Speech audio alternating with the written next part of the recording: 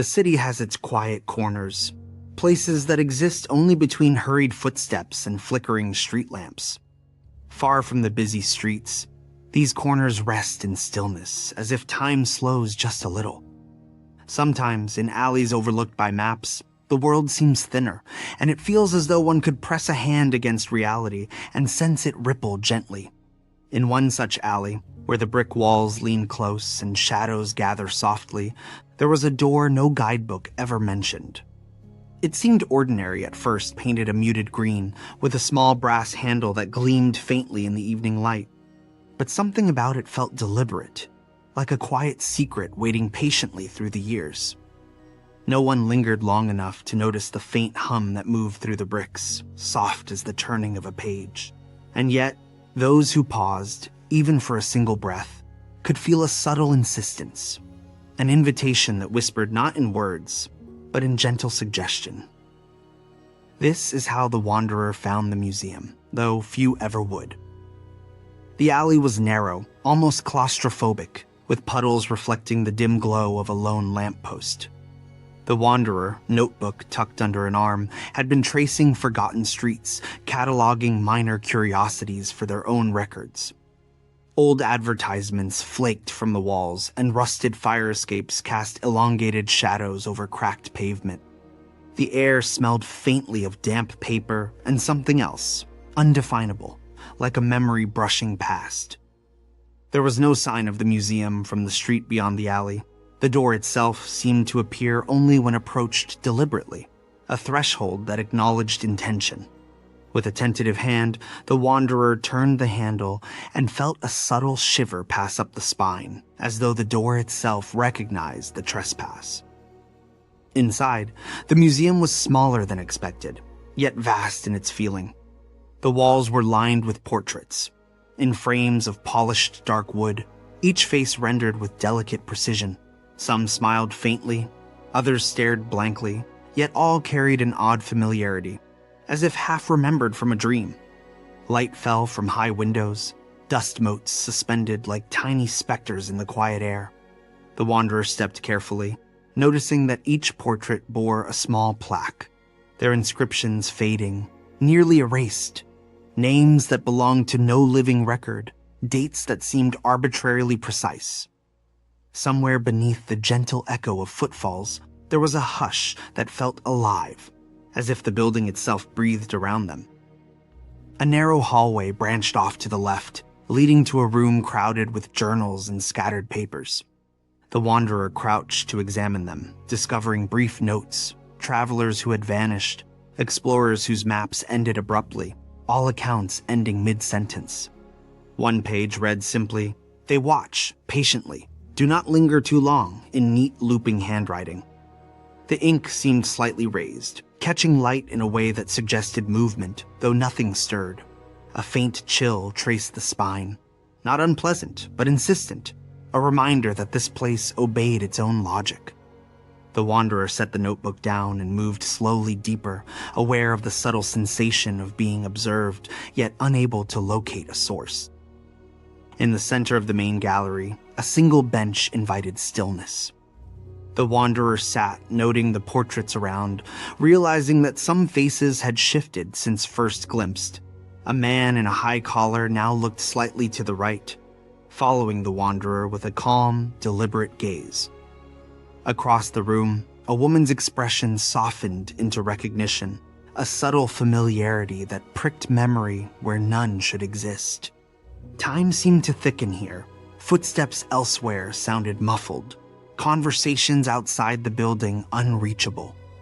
The hum from the doorway had returned, now faint but persistent, as if measuring attention or waiting for acknowledgement. A doorway at the back led to a smaller, dimly lit chamber, walls covered in frames too tall to reach. The wanderer noticed that some of the portraits were blank, save for faint outlines of features and barely visible symbols etched into the surface. Touching the nearest frame, a pulse of warmth traced the fingers, a heartbeat caught in the varnish. Whispers drifted through the air, words indistinct, melodic, threading around the edges of comprehension. The wanderer leaned closer, feeling the subtle tug of narrative memories pressing outward from the canvas, just beyond grasp. Every detail of the room demanded attention. The creak of floorboards, the faint scent of old paint, the way shadows pooled and stretched. One journal lay open atop a pedestal, its pages yellowed and curled. It described a visitor who had slept inside the museum for a night, only to wake outside hours later, with an imprint of a face in their mind they did not know. The wanderer read, compelled, noting the careful documentation of dates, times, and fleeting sensations. A small sketch in the margin depicted the very room they stood in, yet subtly altered. The bench in a different position, shadows cast differently. A creeping unease mingled with fascination. The museum recorded not only memory, but presence, reshaping its own narrative subtly with each observer. Outside, the city carried on unaware, oblivious to this quiet anomaly tucked between walls. At the far end of the gallery, a spiral staircase led to a loft where the wanderer could see the tops of the frames below, faces blurred and shifting in ways that defied memory. The air was cooler here, tinged with the scent of old paper and distant rain. Sunlight slanted through a small, high window, illuminating a symbol carved lightly into the wood, a circle intersected by faint geometric lines. The wanderer paused, tracing the mark with a fingertip, feeling a subtle vibration beneath the skin. Something in the building seemed to pulse in response, patient and deliberate. Each step taken was measured, as if the museum expected observation, yet demanded restraint. The wanderer descended slowly, returning to the main floor, now acutely aware of the faint changes, a door slightly ajar where none had been, a portrait whose eyes seemed to follow more insistently. There was no sound but the soft hum, and yet every movement echoed disproportionately, as though the building itself was attuned to presence. In the corner, a small stack of postcards depicted locations the wanderer had never visited, yet each one stirred an inexplicable sense of recognition. A single sentence, scrawled on the top card, read, "We remember you, even before you arrive." The thought was neither comforting nor frightening, merely insistent, a quiet pulse in the mind. A subtle light flickered along the far wall, drawing the wanderer toward a display of miniature sculptures, each impossibly detailed, each representing a figure whose name was unknown. Shadows drifted and shifted across the floor, elongating, then shrinking, reacting gently to the changing light. For a moment, the room seemed to tilt, not in any physical way, but in a quiet, perceptual tremor, as though the angles themselves were just slightly wrong. The wanderer's own reflection appeared in a polished frame, only it lingered a breath too long, not quite keeping pace with the motion that caused it. A soft exhale of air, warm and dry, drifted past, carrying with it words too faint, too delicate to discern. The wanderer paused in the center of the gallery, absorbing the stillness, the unspoken rhythm of the building. Every portrait, every journal, every tiny symbol seemed to hum in quiet coordination, a language beyond comprehension. Time outside was irrelevant here. Minutes could stretch to hours without acknowledgement. An inked sketch on a wall, a rough map of streets, did not match any city the wanderer knew, yet felt intrinsically familiar. Footsteps approached softly from a distance, though no one appeared. The museum's presence pressed gently, but insistently, like the weight of a quiet secret waiting to be understood. A final bench, placed beneath a series of particularly haunting portraits, invited lingering. The wanderer sat, notebook open, attempting to catalog what had been observed. A soft vibration ran along the floorboards, faint but insistent, and the air smelled faintly of rain on old stone. A portrait directly in front now reflected subtle movement, eyes flicking, a faint smile shifting imperceptibly. The hum had grown slightly louder, resonating in the chest as well as the ears. Outside, a faint city noise persisted, but here it was, filtered, softened, made irrelevant. The wanderer closed the notebook, feeling both weight and release, aware that this was only the beginning. The wanderer rose from the bench, drawn toward a narrow alcove tucked between two towering shelves. The alcove was filled with small, framed sketches, portraits so delicate they seemed almost translucent, edges curling like old leaves. Each face was unfamiliar, yet each carried a trace of recognition, like half-remembered strangers from fleeting dreams. A thin layer of dust covered the frames, disturbed only by the wanderer's fingertips as they brushed lightly over the glass. Faint scribbles accompanied many of the sketches, names that existed nowhere else, dates that seemed to stretch and shrink with the blink of an eye. The quiet hum that had accompanied their journey here now resonated in subtle rhythms, as if echoing a heartbeat of the building itself. A ladder leaned against a nearby shelf, reaching toward a mezzanine overhead. The wanderer ascended slowly, noticing the way the light shifted, warm and amber near the floor, but cooler, bluish, above. High on the mezzanine, the portraits grew less conventional. Faces merging with symbols, geometric patterns etched faintly across skin and fabric. One figure seemed to shift expression, gradually, as though breathing in place, though no air stirred. A journal rested on a small table, its pages open to diagrams tracing connections between names and places unknown. And even as the wanderer studied the lines, a subtle sense of being watched intensified, not threatening, but persistent. Descending from the mezzanine, the wanderer noticed a door previously unnoticed, set flush against the wall and lacking a handle. A faint outline suggested it could be opened, though there was no keyhole. Pressing a hand against it produced a soft vibration, like the pulse of a hidden heartbeat. Through the thin wood, there were whispers, soft, indistinct, fleeting, curling into the edges of consciousness. The wanderer hesitated, then stepped back, unsure whether curiosity or caution should prevail. It was the first truly inexplicable sensation, something that defied logic but demanded attention. The next room was smaller, dominated by a single circular display case under a dome of glass.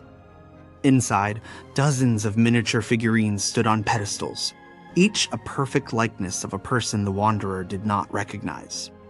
Their features were hauntingly precise, capturing fleeting expressions as if plucked from life. The case radiated a subtle warmth, a pulse almost imperceptible but undeniable, like the soft thrum of breathing contained beneath the glass. Tiny inscriptions around the base whispered hints of names, places, and dates, all carefully cataloged. The wanderer traced them with fingertips hovering above the surface, aware that each touch seemed to leave a faint imprint in the air, a memory carried lightly but persistently. A journal on a nearby lectern described a previous visitor who had watched the figurines for hours, noting that one in particular seemed to turn its head slightly, aligning its gaze with the observer. That night, the visitor had dreamed of a city the journal insisted did not exist, yet every street felt real, every face vaguely familiar. The wanderer read, a quiet shiver running down the spine, noting the similarity between the account and the subtle anomalies already observed. Outside, the city lights continued as usual, indifferent, while inside, shadows lengthened and shifted in ways that did not match the window frames. Time seemed to bend softly, just enough to unsettle. A hallway to the east led to a room entirely devoted to journals, stacked high on tables and shelves. Each journal chronicled visitors and explorers who had encountered the museum across decades, often never leaving records elsewhere. Some entries were fragmented, others meticulous. All shared the same odd rhythm, a blend of observation and caution, fascination tempered by unease. One journal contained a single line written repeatedly, "The museum remembers." The wanderer paused, sensing the phrase was not merely metaphorical. It was not the building that remembered alone, but something within the space, alive in the subtle interplay of gaze, time, and memory.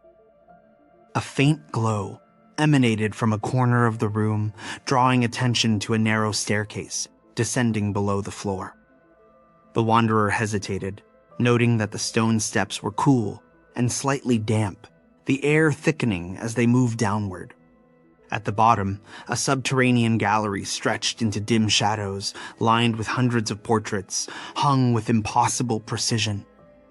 The hum here was stronger, resonating against the walls, the floor, even through the wanderer's chest. Faces moved almost imperceptibly. A twitch of an eyebrow, a blink, a subtle shift of lips. It was neither threatening nor comforting, simply insistent, a quiet insistence of recognition. The wanderer approached a wall of portraits whose subjects were not human, or at least not entirely. Their features were elongated, their proportions subtly wrong, yet never grotesque. Symbols etched into the frames pulsed faintly in the dim light, drawing the eye toward patterns that felt meaningful but remained indecipherable.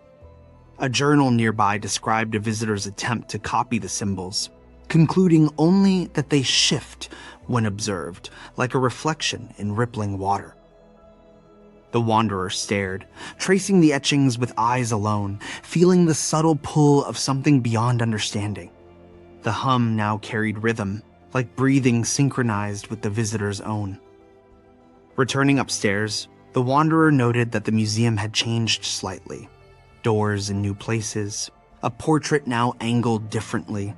Shadows deepened in ways impossible to explain. The building was quiet, yet alive with subtle motion. Even the air seemed to shimmer, carrying faint hints of perfume, ink, and rain.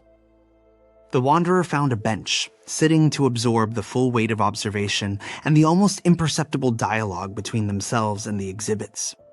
Every object, every image, seemed to hum a quiet story, fragments of lives and events stitched together in the invisible architecture of memory. In the main gallery, the wanderer noticed a cluster of portraits previously overlooked. Their faces seemed to reflect glimpses of the visitor's own features, not fully but in partial echoes, the tilt of a jaw, the curve of an eyelid, a shadow of recognition. A chill passed, subtle and precise, a whisper of dislocation. One journal entry described the same phenomenon, suggesting that some visitors leave traces in the museum, even unknowingly. The wanderer felt a faint tightening in the chest, the quiet insistence of being acknowledged, recorded, remembered.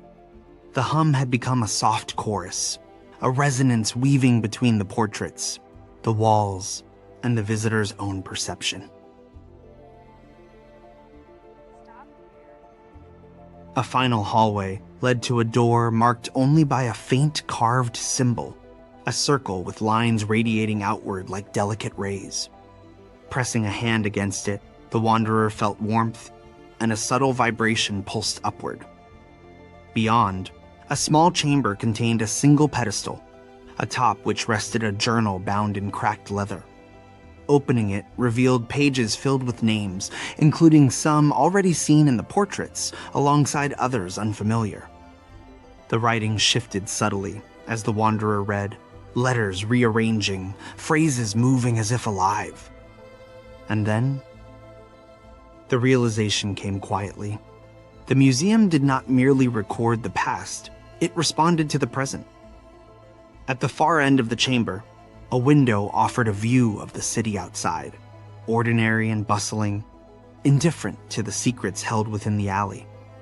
Yet the wanderer noticed a faint shimmer along the window pane, reflections that did not match reality.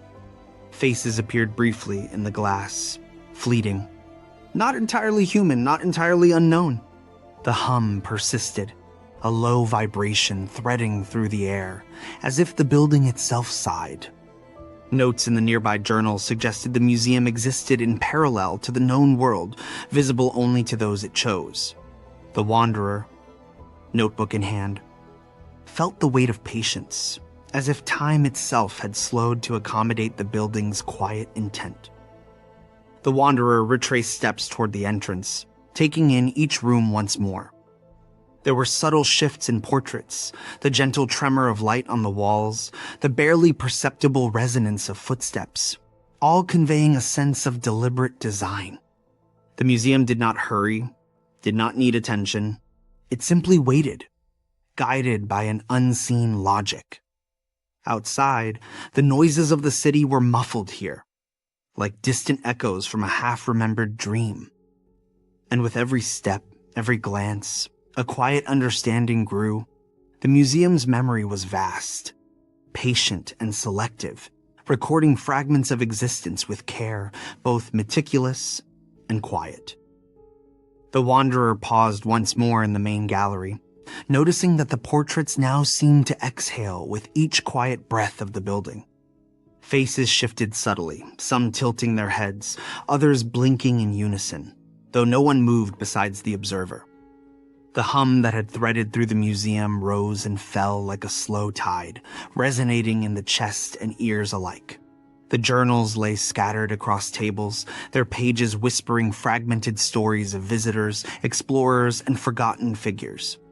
A single note, carefully folded and tucked beneath a sketch, read, "Some faces stay longer than their owners." The wanderer felt the weight of the statement, not as a threat, but as a quiet fact, as if the museum existed to preserve, not punish. Moving toward the exit, the wanderer noticed that the subtle anomalies intensified. Light pooled strangely across certain portraits, shadows bent around corners in ways that did not feel entirely natural, and some faces seemed to ripple at the edges of vision. A journal described a visitor who had tried to catalog every portrait, only to discover that new faces appeared overnight, names unknown and unrecorded anywhere else. The museum seemed to pulse with awareness, its memory stretching beyond the walls, touching the wanderer as lightly as a sigh. The city outside remained ordinary, indifferent, yet the alley now felt thinner, almost fragile, like the border between worlds, and every step toward the green door felt measured, deliberate, as though the building itself evaluated intent. A final chamber remained unexplored, a narrow passage the wanderer had overlooked earlier. Inside, the air was cooler, the faint scent of rain and old paper stronger. Along the walls were portraits with blank faces, some etched only in faint outlines, as if waiting for future visitors to arrive. Symbols were carved lightly into the frames, glowing softly in the dim light, impossible to decipher fully. A journal lay open on a pedestal, its pages blank, except for a single line repeated across the sheet. "Arvel is never the same twice." The wanderer traced the words with a finger, feeling a vibration that pulsed along the spine and settled like a heartbeat. "Stop here." The hum grew louder as the wanderer lingered, and for a moment, the building felt almost sentient. The blank faces seemed to ripple faintly, suggesting expressions just beyond perception. A reflection in a glass frame caught the wanderer's attention, their own face, partially present yet shifted, blurred, unfamiliar in subtle ways. It was not a mirror, and yet recognition and alienation coexisted there simultaneously. A journal note described the same phenomenon, hinting that the museum sometimes borrowed fragments of its visitors, integrating them into the collection. A shiver passed, not of fear, but of realization that the building's patience was infinite, and observation was a subtle exchange. Stepping back, the wanderer surveyed the gallery once more.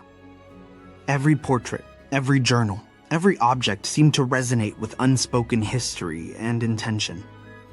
The building did not hurry, nor did it linger unnecessarily. It existed in a rhythm separate from time, recording fragments of life in careful increments. The faint hum, now pervasive, seemed to carry a soft melody, a quiet acknowledgement of presence. The wanderer understood, without thinking, that departure was possible, yet the memory of the museum would linger indefinitely, reshaping perception of what had been seen. The green door, finally within reach, waited without urgency, as if aware of hesitation and patience alike. Crossing the threshold, the alley returned to its ordinary state. The brick walls, the puddles, the flaking advertisements were familiar, yet the subtle hum had vanished entirely. The museum was gone, leaving only the faint impression of warmth, ink, and faint whispers that could be heard only in memory. A glance back revealed no sign of the green door, as if the building had never existed, or existed only to those who had stepped inside. The Wanderer's notebook held sketches, names, and notes, but could never fully capture the subtle shifts, the quiet insistence, the living memory of the museum itself. Walking away, the Wanderer sensed faint echoes in peripheral vision, faces that seemed almost familiar, shadows that hinted at presence, and the whisper of movement where none existed. Names remembered and lost merged into a quiet awareness that the museum had not merely recorded their visit, but had left a subtle fragment of itself behind. The hum, now entirely internal, lingered in thoughts, shaping perception without overt signal. Each step in the city beyond felt slightly altered, as if the world had shifted fractionally, carrying a residue of the building's quiet, patient memory. Later, alone in a dimly lit room, the Wanderer opened the notebook. Faint impressions of faces seemed to flicker along the margins of the pages, like shadows pressed into paper. Names had appeared where none had been written. Sketches subtly altered themselves when glanced at again. It was as though the museum had left a residue, a record beyond direct observation, a reminder that some places do not vanish entirely, even when they disappear from sight. The realization settled quietly. The building had been alive, aware, and infinitely patient, preserving traces of existence in ways subtle, persistent, and impossible to fully comprehend. At night, the Wanderer lay awake, the memory of the museum vivid, yet elusive. Faces, names, and faint whispers drifted across thoughts like mist, impossible to catch entirely, yet undeniably present. Somewhere between dreaming and waking, the hum returned, soft and insistent, threading through imagination and memory. The visitor understood, not as knowledge, but as quiet certainty, that some places exist beyond maps, beyond reason, waiting for those who notice. And in noticing, one leaves a part behind, however small, joining the subtle, patient record that the museum keeps forever. The museum was gone, but its memory lingered. And sometimes, in the quiet moments, the Wanderer could still hear a faint hum, a whisper of faces remembered, and a subtle insistence that nothing seen is ever truly lost.